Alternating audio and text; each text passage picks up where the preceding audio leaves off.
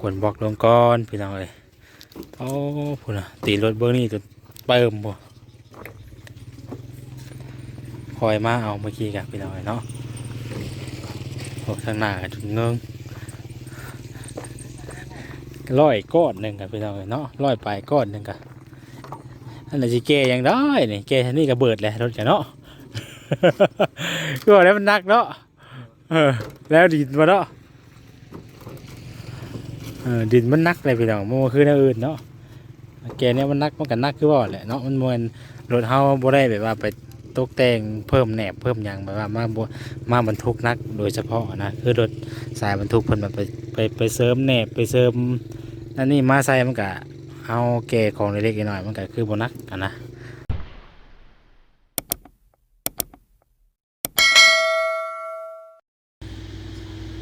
เอาพี่น้องเนาะตอนนี้ทางบ่แซนก็อยู่ที่ห้านขายดินบล็อกเด้อพี่น้องเด้อเนาะมาซื้อดินบล็อกพี่น้องเนาะมาเอาดินบล็อกเพิ่มเติมอีกเพิ่นว่าบ่พอเนาะประมาณ200 300นี่แหละพี่น้องเอ้ยเนาะมาขนบล็อกพี่น้องเอ้ยทางบายดีเด้อทางบ่าวเผยเนาะซื้อเองขึ้นเองเนาะ เอาเองมาเอาเองขึ้นเองเลยเนาะเจ้าของห้างเพิ่นบ่อยู่เนาะแต่ว่าก็มีอันคนงานเพิ่นอยู่พี่น้องเนาะเอาจัก300ก้อนเนาะแต่ว่าบ่ฮู้ว่าสิแก้ได้ซำใดพี่น้องเอ้ยเนาะอาจจะบ่ได้ว่าจัก100ปลายเนาะได้อยู่ดอกเพราะมันก็บ่ไกลปานใดนะหากได้ก้อนหนึงถ้าว่าเอาเองนะก้อนหนึง4,000ถ้าว่าเพิ่นไปส่งนะก้อนหนึง5,000พี่น้องเอ้ยเนาะถ้าว่าเพิ่นไปส่งนะก้อนหนึง5,000ถ้าว่าเฮามาเอาเองนะก้อนละ4,000ก้อนละ4,000กีบเนาะ ถ้างั้นให้เพิ่นขึ้นซอยพี่น้องเอ้ยเนาะน้ำพร้อมเด้อหรือว่าไผน้ำก้อนบ่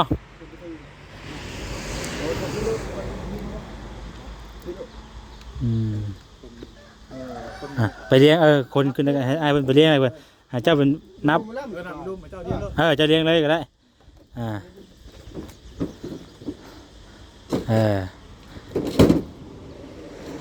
เสา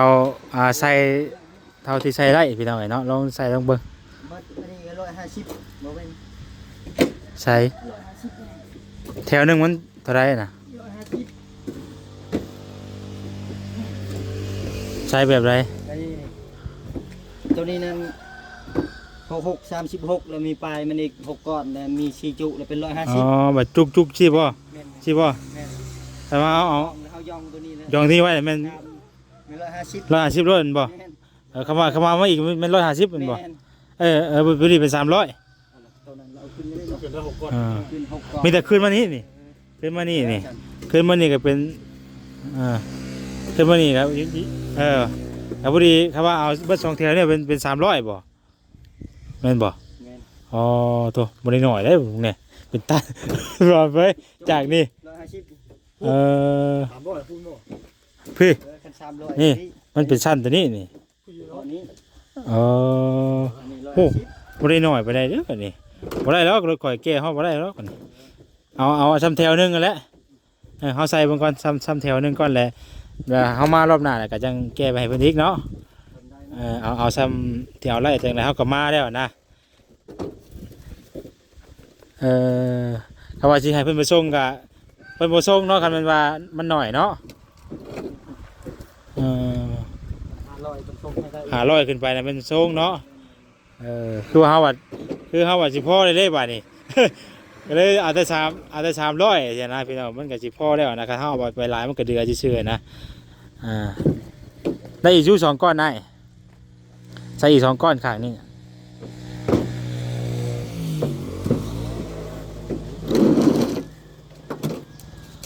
เป็นเลี้ยงให้ก่อนพี่น้องเอ้ยถ้างั้นเจ้าของเงินเพิ่นไปใช้ซั่นน่ะ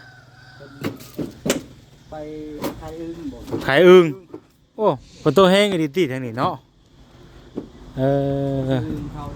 แต่ว่าบ่ได้แม่นเจ้าของห้านบ่ เออเดี๋ยวมาอันอย่างก่อนเพิ่นอัดดินบล็อกให้เพิ่นเนาะ แม่น ก้อนจะได้เพิ่นเอาให้ 700 โอ้ก้อนละ700พี่น้องเอ้ยเนาะก้อนละ700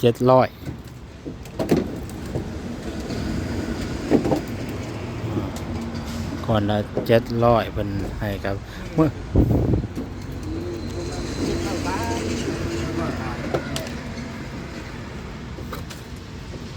แม่นคู่งอดพาเลยบ่อันว่า150น่ะ160น่ะเออลองเบิ่งจ้ะเนาะโอ้โตเนือบๆเลยเด้นี่ เนือบๆเลยได้พี่น้องเอ้ยโอ้เนาะลองเบิ่ง150นี่แหละ160แต่ว่ากินนี่บ่ให้มันว่า160บ่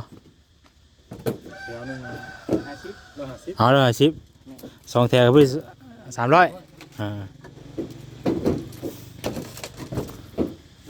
นักเนาะดินนี่เนาะโอ้ว่าจะขึ้นรถเนือบเลยพี่น้องเนาะบ่กับรถพ่นบรรทุกน่ะคือบรรทุกได้หลายเนาะหรือว่ามันเป็นน้ำแหนบรถเฮาบ่ น้องก้อนก็10ไปโล เพราะว่าใส่เวลาเฮาแก้เครื่อง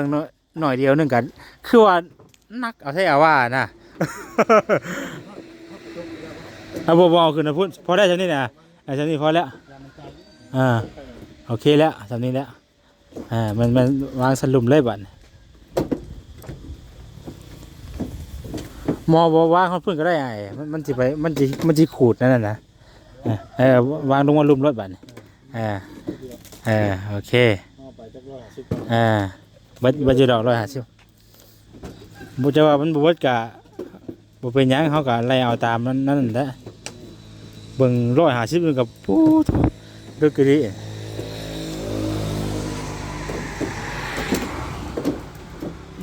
อ๋อต้องปลูกไปในรถกะสิเบิดจะบ่ได้บ่มันเผยจะว่าได้100นึงบ่จักเอาแต่100นึงก่อนเป็นหยังฮะ บ่กล้าได้ก่อนกูป้าใช้ได้ลองเบิ่งซั่นน่ะเบิดได้หัวเบิดได้ฮะหัวเบิดแล้ว เวลาบ่เคยบรรทุกนักลายใช่ไหมพี่น้องเห็นมันเอาใส่ปึ๊กเข้าไปแล้วคือว่าตกใจนิดนึงเนาะเพราะว่ามันแหนบเพราะมันอ่อนเนาะไล่บ่แม่นบ่อ่ะเออ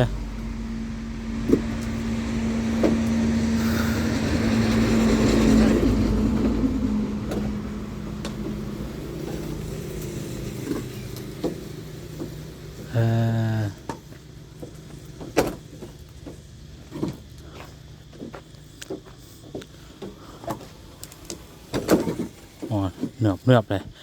นักลงพี่น้องเอ้ยจักร้อยเลยหาก็ได้100บ่ ว่าบ่ได้ว่าเป็นนักเป็นเที่ยวเด้อเป็นนั่นเด้อ มองแล้วเด็ก หม้อมันเรื่องดินบ่นะ เอามันเป็นยังไง พอก่อนพี่น้องเอ้ยเนาะ เป็นล่องไปไง พอตัวให้นับเบิ้งให้มันเฮานับเบิ้งก่อนมันสิได้จักก้อนรถคำว่าเดือ50น่ะถือว่ายังเฮาขึ้นได้100นึง 1 2 3 4 5 6 6 คูณ2บ่คูณเท่าไหร่ 6คูณ2เนาะบ่แม่น เด้อคูณใหม่คูณนับเบิ้ง คูณ6 6คูณ6 36บวก2 38 150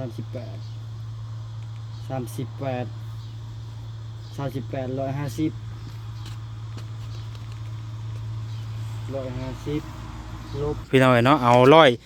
112ก้อนเนาะ แม่น เอาลงพอก้อนพี่น้องเอ้ยมันคือจังหวะนักแฮงอ่ะนะคือจังหวะนักแฮงเบิ่งโอ้ โอ้ยบอกนอนดึกนะ เนาะนี่หากเคยได้ยินบ่ดีอันเคยแก่ไปจะได้ให้น้องอันนั้น150เนาะ 10บ่ อ๋อตัวบ่ได้น้อยเด้อดิเอ้าตัวใดอัน112 448 448,000 แม่น โอเค448,000พี่น้องเนาะไปพี่น้องเนาะ448,000เนาะ112ก้อนพี่น้องเนาะพอก้อนพี่น้องย่านตีโนแตก ไปเนาะเอาพี่น้องเนาะแม่ยังอีกเด้บาทนี่เนาะโอ้ยขวางทางครึ่งหนึงอีกเลยพ่อแต่ขวางทางมื้อนี้พี่น้องเนาะจักแม่นหยังเด้อบาทนี่เข้ามาทางบ้านน้องใส่พลกะครึ่งหนึงอีกเลยโอ้ยเนาะไปฮอดบ่ได้บาทนี่เฮ็ดจังไดล่ะบาทนี่บอกก็เต็มหลังรถอยู่ มาจอดสโลกันอยู่ในบาทเลยอ้าวเห็นเอาเลยจะว่าหลายจอดอยู่ในรถดีไปจักกันนี่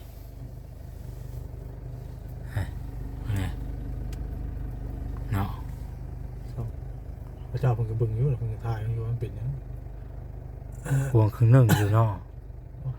ฮึบฮึบฮึบฮึบดึกดึกดึกดึกฮึบฮึบเรียบร้อยมันหักเนาะ พักแห้งโหดเนาะ เออโอ้ยนอกจากก็ขับเป็นนอกจากก็ได้ไปเฮ็ดท่าได้มันหักเขาหักคือขมั่มอยู่ซั่นนะเนาะโอ้ไปได้แล้วบัดนี้ไปเอาบัดนี้เนาะเอาพี่น้องเอ้ยเนาะทางสร้างเพิ่นมาข้างนี้ต่ออีกแล้วบัดนี้พี่น้องเอ้ยบอกกะแต่ว่ายังบ่ได้ครบ300แล้วแกมาเองไล่112ก้อนหน้าจนเบิดนี่กันพี่น้องเอ้ย บ่กล้าแก้ลาย อย่าอย่างมันระเบิดใช่ เออเป็นผสมใช้ล่อรถพี่น้องเอ้ยเนาะมันขึ้นปูน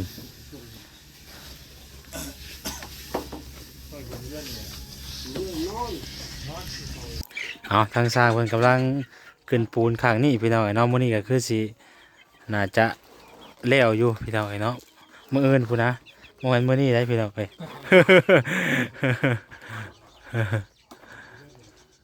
มื้ออื่นพุ่นก็คือสิแล้วอยู่เนาะเพิ่นก็ขึ้นไปนำปานไปนำพี่น้องเอ้ยไปเดี๋ยวเฮาเอาบล็อกลงก่อนบัดนี้เนาะอืมเอาบล็อกลงก่อนพี่น้องเอ้ยเอาไว้มอๆรถเนาะมันจังโอ้โตเอาโอ้โตหนักเด้อ เอาตัวสอง ขวนบล็อกลงก่อนพี่น้องเอ้ยโอ้พุ่นน่ะตีรถเบิ่งนี่จนเปิ่มบ่คอยมาเอาเมื่อกี้กับพี่น้องเอ้ยเนาะพวกทางหน้าก็จนเงิง100ก้อนหนึงกับพี่น้องเอ้ยเนาะ100ปลายก้อนหนึงกับอันนั้นสิแก้ยังได้นี่แก้เท่านี้ก็เบิดแล้วรถกันเนาะ ก็แล้วมันหนักเนาะแล้วดินมาเนาะดินมันหนักเลยพี่น้องมันบ่คือแนวอื่นเนาะแกเนี่ยมันหนักมันก็หนักคือว่าแหละเนาะมันมวนรถเฮาบ่ได้แบบว่าไปตกแต่งเพิ่มแหนบเพิ่มหยังแบบว่ามาบรรทุกหนักโดยเฉพาะนะคือรถสายบรรทุกเพิ่นแบบไปเสริมแหนบไปเสริมนั่นนี่มาใส่มันก็เอาแก่ของเล็กๆน้อยๆมันก็คือบ่หนักอะนะของแก่ของบ่สินี่ก็ถือว่าสมแห้งเพิ่นแหละพอได้มาก่อนไม่ให้ทางสร้างเพิ่นพอได้ก่อก่อนเนาะก็คือจีหวยมือเนี่ยกุ้มบนมืออยู่ได้เนาะสร้างเนาะ ไปก่อนนี่กะแล้วสิแก้มาใหม่ให้อีกบ่ได้ยังสิแก้มาอีกอยู่เพราะว่าถ้าว่ามาส่งก้อนหนึง5,000ถ้าว่าไปเอาเองนะก้อน4,000เพิ่นว่าแต่ว่าถ้าว่าเอาเฮา500น่ะมาส่งอยู่ว่าซั่นเฮากับบ่ได้เอา500แล้วเนาะ เอาไปเฮาไปได้300บาทสิให้เอา500เฮาก็บ่เอาแล้ว เนาะสิไปให้เอาพอเที่ยวเพิ่นก็บ่ได้อีกเอามาเดือกับก็เดือไปซื่อๆบัดนี้ โอ้ยเนาะเอามาห่อ500มันก็เหลือเลยเฮาว่าอยากได้แต่เฮาว่าต้องการแค่อัน300นึงอ่ะนะมันก็เฮาเบิ่งก่อเบิ่งอีกนี่ครับเฮาก่อเฮาก็สิอ่านง่ายอีกว่ามันบ่พอซำใดบัดนี้บางเทื่ออาจจะบ่ฮอดนั้นอาจจะบ่ฮอด300ก็มีเนาะอาจจะเอามาอีกจักกันเอามาอีกจัก100นึงก็จักว่าพอจัก150สิไอ้100นึงสิเนาะ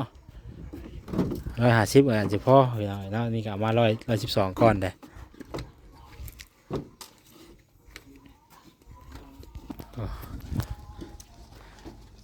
ต้องใส่พลไปทางไหนล่ะพ่อตุห่วยคือสร้างว่าแต่นอน นอนเป็นไปก้านดึก ไม่ได้นอนบ่เมื่อคืนนี่โอ้ยเนาะ แปลว่าก้านดึกนะเนาะ บ่ต้องย่อหรอกพ่อตุให้เพิ่นย่อก็ได้ดอกคือมานอนแต่หัวแรงแท้เช้าเมื่อมาสินอนบ่หลับต่ออีกแล้ว โอ้ยเนาะเพิ่นไปใส่ม้าเมื่อคืนนี่คือว่าให้อยู่ให้นอน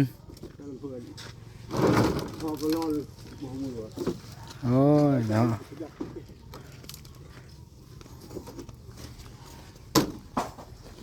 บ่ต้องย่อหรอกประตูบ่ต้องย่อหรอกประตูนะส่วนเล่นตาสิรุดน่ะ ให้สร้างเพิ่นย่อก็ได้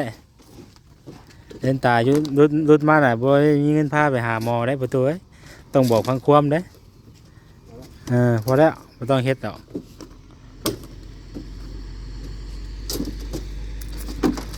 สักหน่อยกับเบิด112ก้อนฮะห่วยก็เบิดเติบอยู่นั่นแหล้ว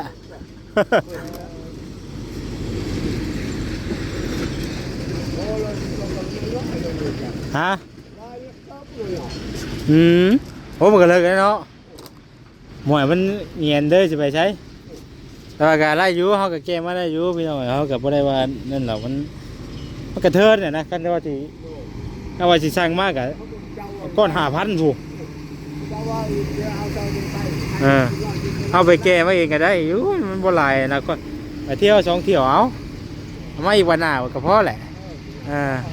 มาวันหน้าก็พอแหละมันกระเทินน่ะนะแก้มาเอง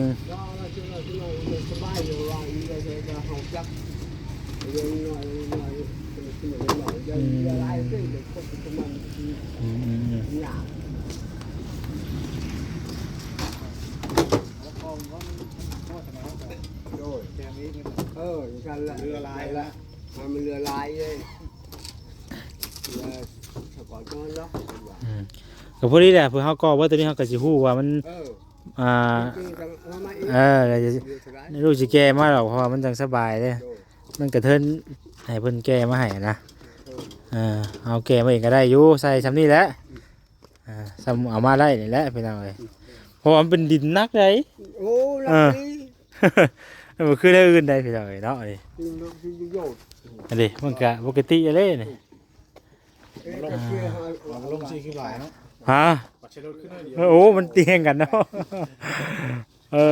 นี่ดิพี่น้องเนาะเอาแกลายทั้งสร้างเนาะเพิ่นย่อบล็อกซอยพี่น้องเอ้ยเนาะโอ้โหสิแล้วเลยนี่เนาะว่ามันเผยงามเลยตั้งประตูเอาซอยเลยพี่น้องเอ้ยนี่เนาะตั้งประตู2วงยังตัวนี้กับตัวนี้ตัวนั้นทั้งกลางหั่นเนาะนี่ก็แล้วหรอกพี่น้องเอ้ยมื่นก็คือสิคุ้มนื้อนะตัวมื่นนะครับเพราะว่าผู้ก่อก็ก่อผู้โบกก็โบกนะเนาะ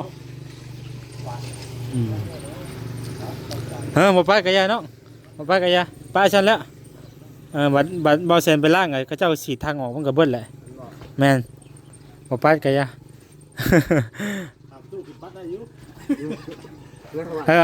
มันได้ทำมันหนีมือเด้อเพราะว่าสุกอีก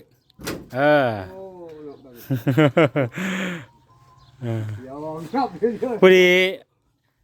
4,558,000อันว่าบอกนี่แกมาเนี่ยพี่น้องเนาะเพราะว่ามัน4,000ก่อนหนึ่ง4,000กีบถ้าว่าเขาไปเอาเองได้ถ้าว่าเขามันสั่งมาแล้วก็ เกมมาน่ะเขาเจ้าเอาก้อน5,000แพงเนาะทางนี้เนาะประตูอยู่ทางบ้านบ่ได้ฮอดก้อน5,000เลยก้อน4,000สูงสุดก็4,000ไปส่งก็4,000ฮะก็สร้างเอาแหล้วสร้างเอาก็5,000คือกันตัวก่อนนั่นก็แต่ก่อนก็5,000คือรูปคักแท้โอ้ยมันก็สิเกลี้ยงแล้วรถบ่แซ่นนั่นล่ะ โอ้ยเรื่องรูปเราประตูกี่ฝุ่นมันติดนะ